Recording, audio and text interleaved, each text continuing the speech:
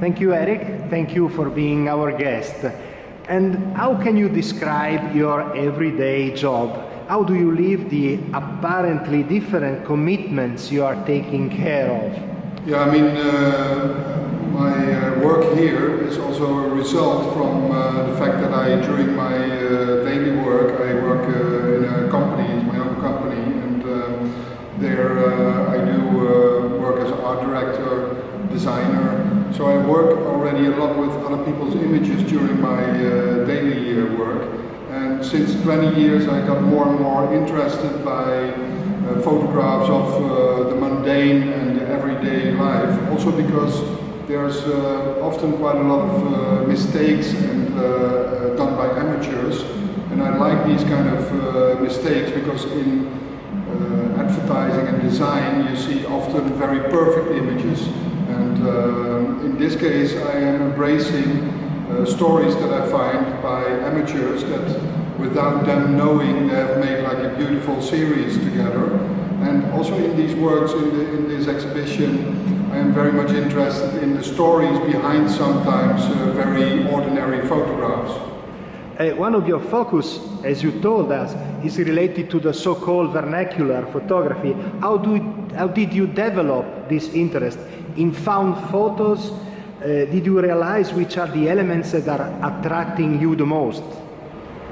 Yeah, my interest in vernacular photographs have often to do with the fact that, for instance, an amateur is very much willing to make a mistake and to make, like there is no pressure that a professional sometimes feels, like even professional photographers or artist photographers that show their work in a museum.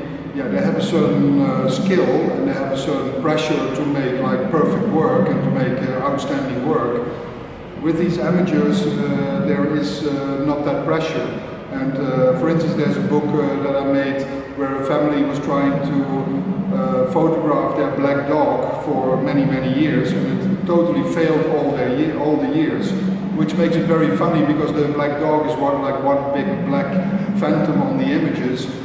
But it's very funny, but it's also a bit tragical, and like you see the intent of the people to really photograph that dog. In the end, they also managed to do it because they overexposed the camera, so then the photograph is very bleached out, and you see like finally for the first time the character of the dog. And that is something I'm interested in because I think also today on the internet.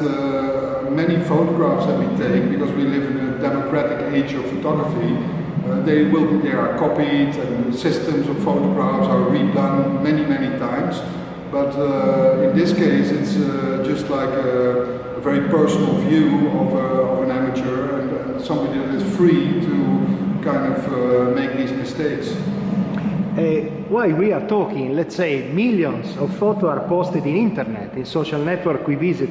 Could you suggest us how to become a photo observer and consequently a reality observer instead of just being a photo consumer, as you indicated, quoting the current and diffused lack of attention? I think one way to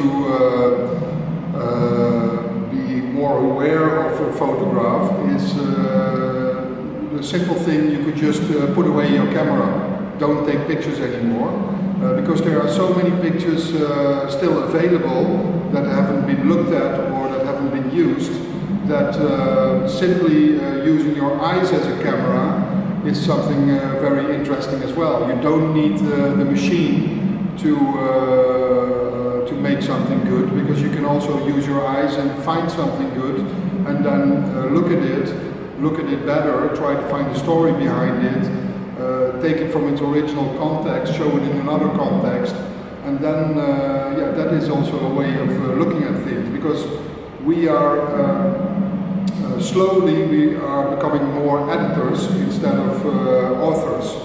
I mean, nowadays with so many images around us, I mean, we see more images before lunch nowadays than somebody in the 18th century saw in his whole lifetime. So this does something to our brain, and it's almost a process thing and a development. So we become more editors, species of editors almost, because we have to decide like what to see, what to hear, what to read. You know, we really, otherwise we become crazy, we explode, and this is some interesting development.